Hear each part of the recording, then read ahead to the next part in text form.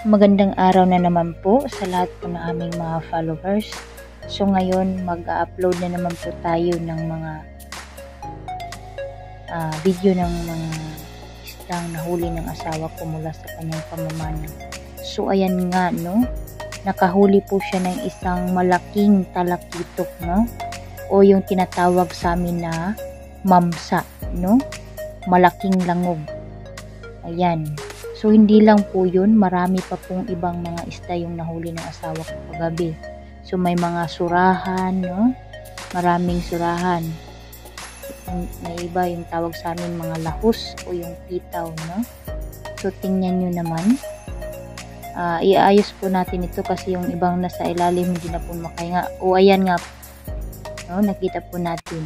Medyo nakakahinga na po yung surahan, no? Ayan. So, ang bilis po ng kanyang paghinga, no? Nadaganan po siya ng malaking talakitok kanina. So, ayan, meron pa ditong sa ilalim, mandaragit tawag sa amin, no? Ayan. So, hiniwalay po namin yung mga malalaking isda. Ayan, may mga malaking surahan, no? So, ito nga po, no, nilatag po namin sa sahig yung malaking talakitok. Sobrang bigat po talaga nito nung hinawakan ko. Tingnan nyo naman, no. Ayan. So, pasensya na po, medyo madilim po tayo ngayon kasi nag-burn out dito.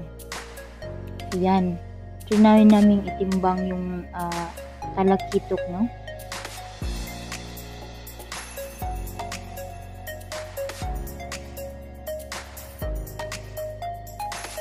Ayan, presko pa po talaga yan, no?